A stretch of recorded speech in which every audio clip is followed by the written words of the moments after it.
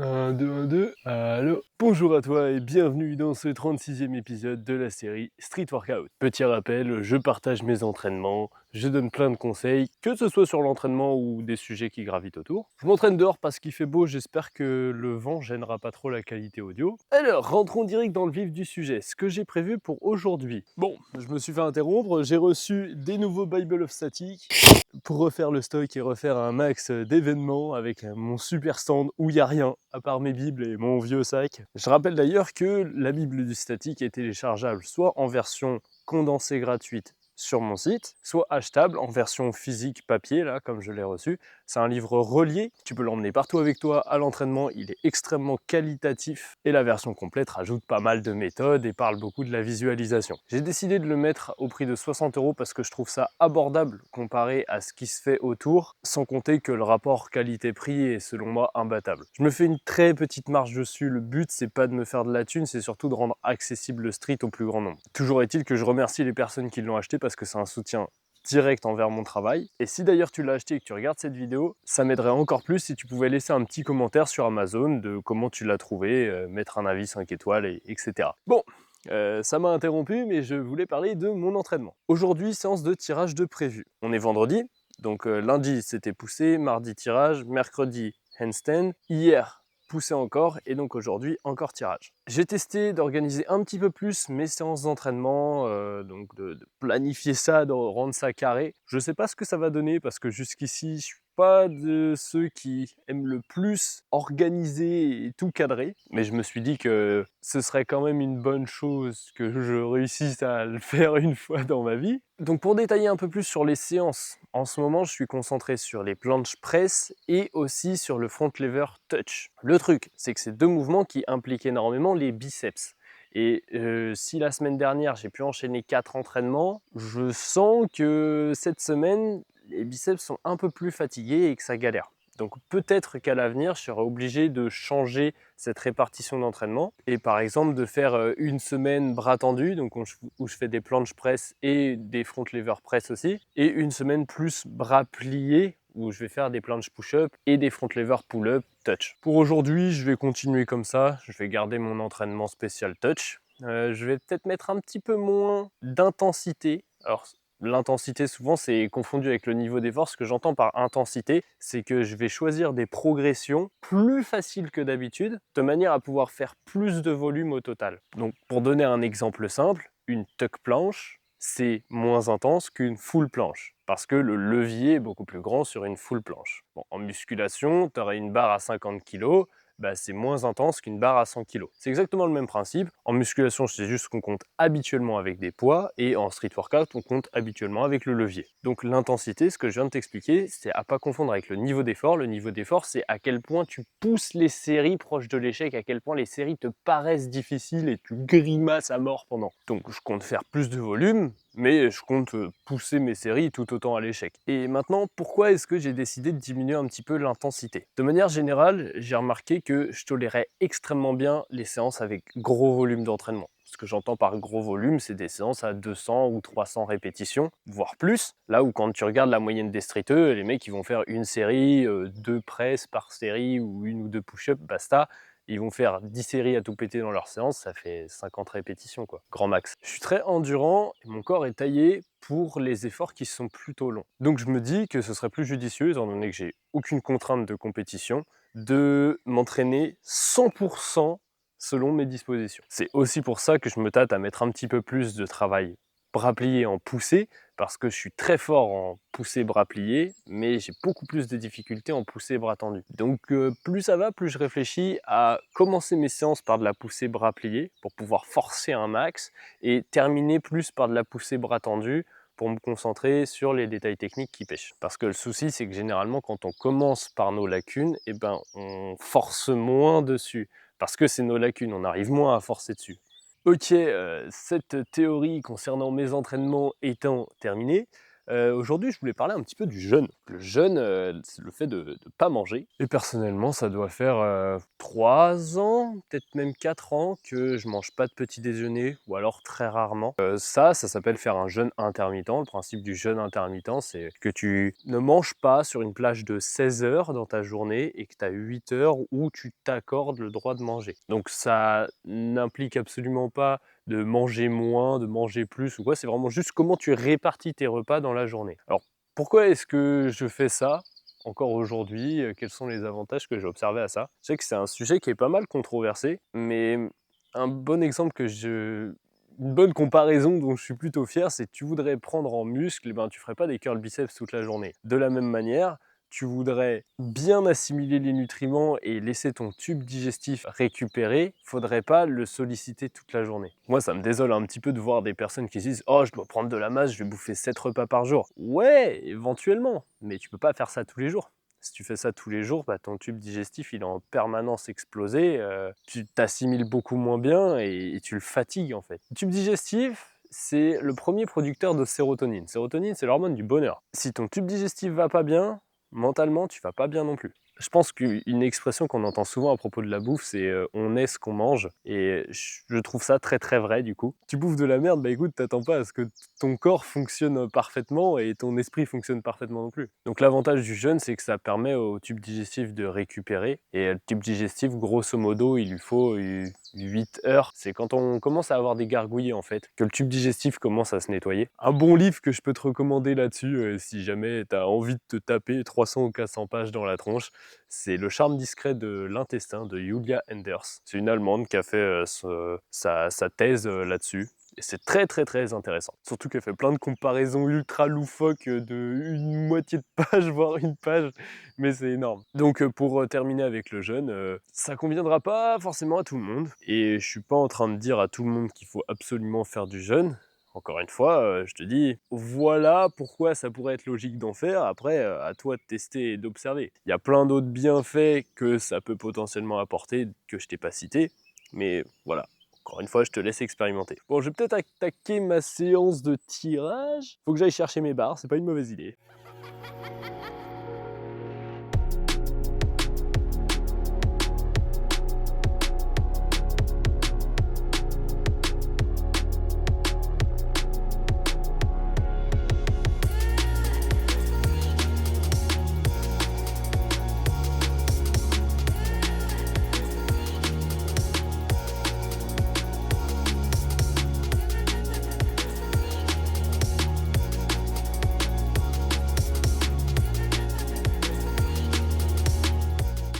OK, bah écoute, c'est pas dégueu du tout. Surtout que j'ai senti qu'en fait, dans la descente, je pouvais juste, pas forcer et ça descendait tranquillement, mais je suis content parce que, pour une fois, la forme pourrait être plus dégueu. Je pourrais avoir le bassin un petit peu plus haut, mais je sens qu'avec le bassin, très légèrement bas, j'ai une meilleure implication de mon dos. Donc début de séance, tu vois, je fais des séries courtes. Je pense que je vais aussi garder des temps de repos courts parce que je tolère bien, là, je suis frais. Donc je fais des séries courtes, ça veut dire temps de repos court, ça veut dire qu'à la fin de la séance, je ferai des séries plus longues potentiellement et surtout plus dynamiques, histoire de compenser un petit peu ça.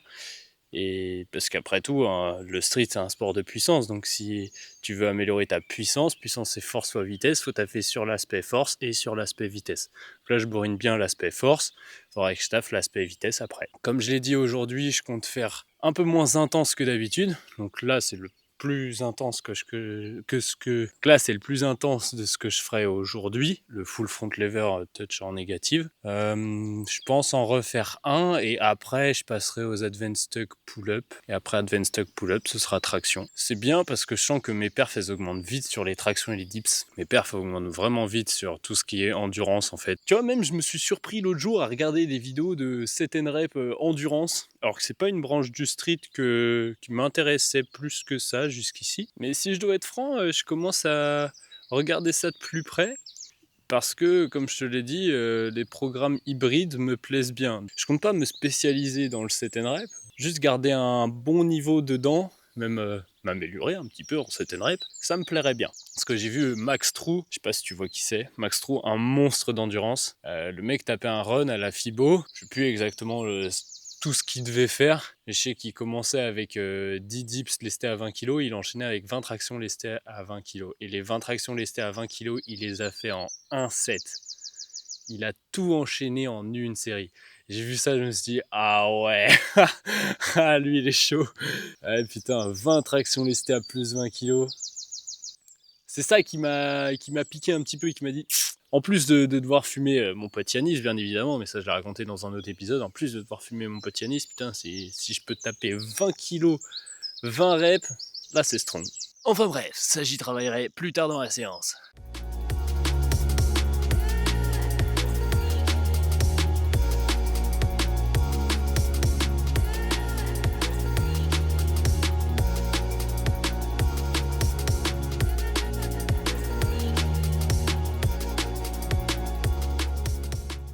Tiens, tu sais quoi, aujourd'hui je suis en forme, j'ai envie de donner plein de tips frontesques. Pour le front, tu remarqueras que si tu rentres le menton, t'es plus à l'aise pour lever le bassin, et si au contraire tu tires la tête vers l'arrière, ton bassin aura plus tendance à se baisser. Donc si tu veux avoir une forme plutôt clean, c'est une bonne chose de rentrer le menton.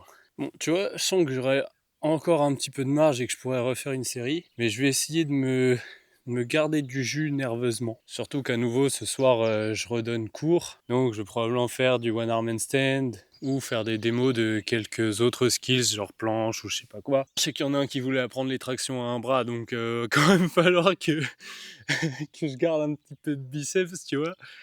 J'attaque sur les advanced tuck pull-up.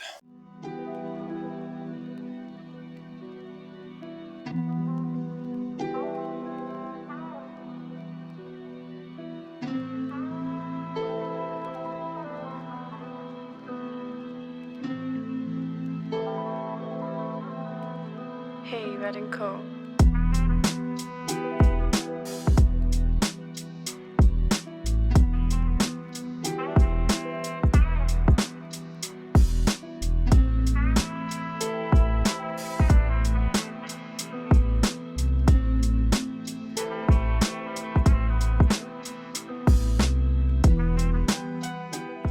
Je suis content que le one arm handstand à droite passe de mieux en mieux, surtout si j'arrive à le rentrer comme ça après des séries de renfo, c'est vraiment bon. Bon là tu vois que je force pas énormément, ça reste du travail musculaire. Là c'est pas un exercice où je peux faire 20 répétitions, donc comme je contrôle déjà pas trop mal la descente, je sais que ça a du bon transfert. Même sur mon touch je suis vraiment content parce que ça s'améliore. Genre c'est très difficile en haut de l'amplitude encore, mais on va dire que aux 2/3 de la pull-up, je me sens à l'aise. Genre, je pourrais parler pendant et tenir 5 secondes sans trop de problèmes. Ça, c'est encourageant, même pour ce qui est des victos. La victo, c'est un skills que j'aimerais beaucoup maîtriser, surtout au victo sol, parce que j'ai des bonnes idées de transition avec du mana et des dragon press. Ça me rappelle d'ailleurs un skills dont on discutait avec Remo qui m'a aidé à juger les compétitions Discord. Rem sur Insta. Je sais pas combien de Rem il y a, mais t'as compris l'idée. Ce gars-là a inventé un skills, c'est Dragon Press to Victoflore. La difficulté du mouvement, je sais pas si on peut se rendre compte. Il m'a dit qu'il savait pas s'il l'avait encore, parce que faut quand même faire un shrug en étant au sol, réussir à relever tout son corps. Mais ça, typiquement, c'est un skills que j'aimerais beaucoup avoir. Je pense que ce qui serait magnifique aussi, c'est de faire Victoflore. Tu te redresses en Victo avec les jambes à la verticale et tu fais un Impossible Dips pour monter en V-sit. Je pense que la difficulté de ce move, parce que là ton bras, faire un dips comme ça, je sais pas si quelqu'un a déjà essayé juste là, tu sais, genre t'es à genoux et tu tends ton bras avec un poids dans les mains. Je challenge qui le veut de faire 10 kilos comme ça et de bloquer en haut. C'est monstrueusement dur. Donc je me dis, si toi tu dois faire un Impossible Dips comme ça avec tout ton corps, la difficulté doit juste être phénoménale. Mais en même temps, la beauté du skills, en fait c'est ça mon rêve, c'est de pouvoir faire une séance de tirage juste avec du sol. Parce que je peux déjà faire une séance de poussée juste avec du sol.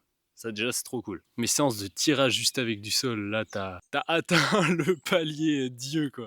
Bon, faudrait peut-être que je reparte faire une série, moi. C'est pas faux.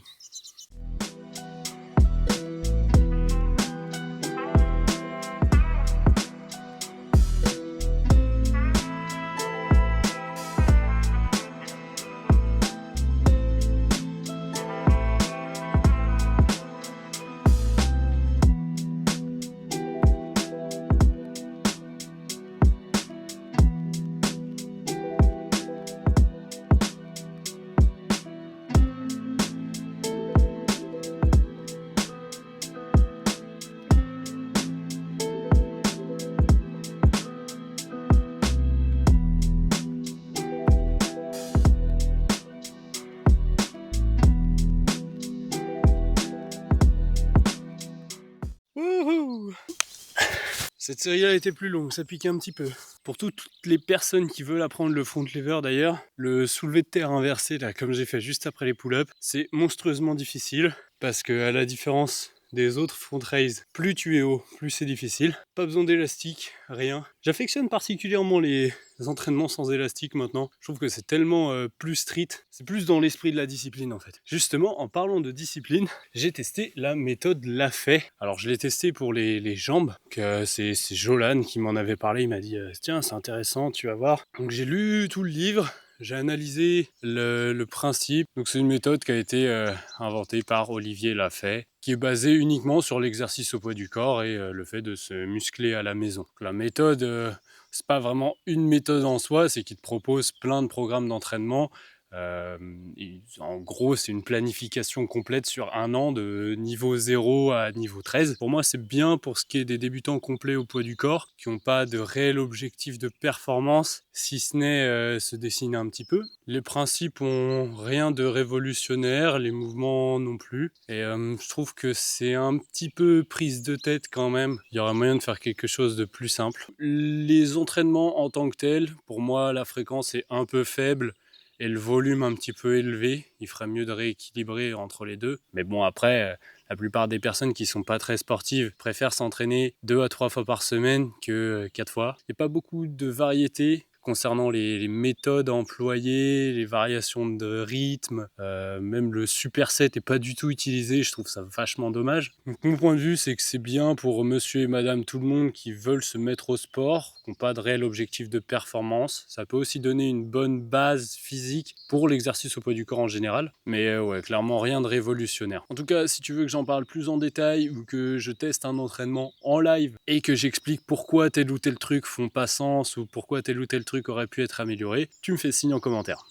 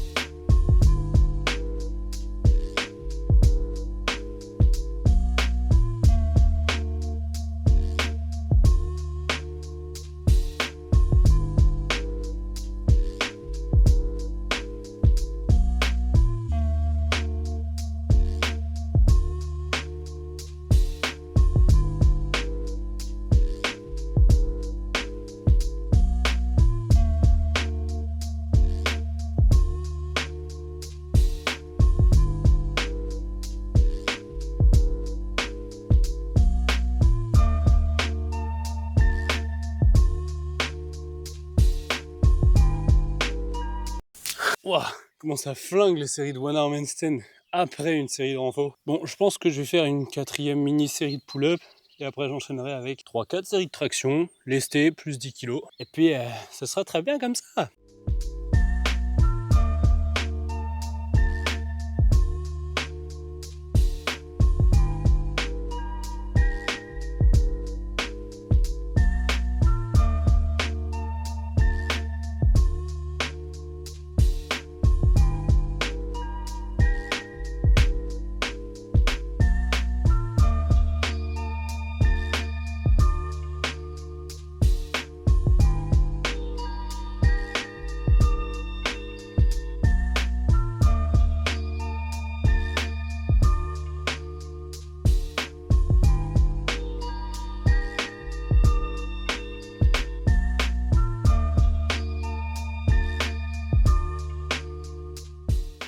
C'est terrible. J'ai l'impression d'être un débile. One Arm Handstand.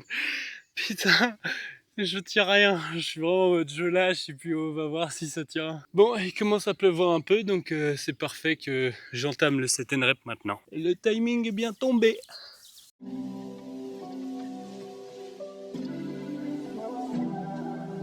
There's an eclipse when I say there's an eclipse.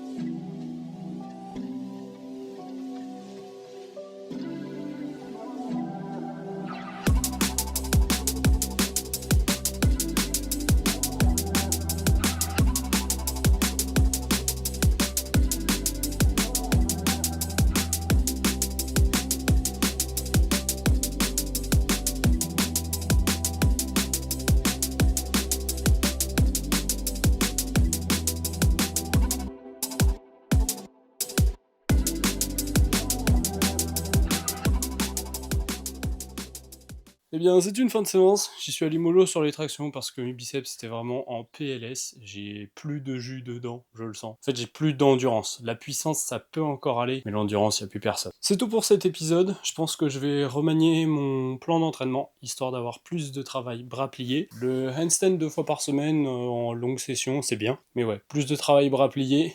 Et peut-être que même à un moment, je testerai une semaine bras tendus, une semaine bras pliés. J'espère que tu auras appris des trucs comme d'habitude. Si t'as des questions sur les différents sujets que j'ai abordés dans la vidéo, tu m'en fais part en commentaire. Tu peux aussi m'en suggérer d'autres à aborder dans les prochains épisodes. Moi je te souhaite une bonne journée, un bon entraînement, une bonne récupération. C'était Moulax.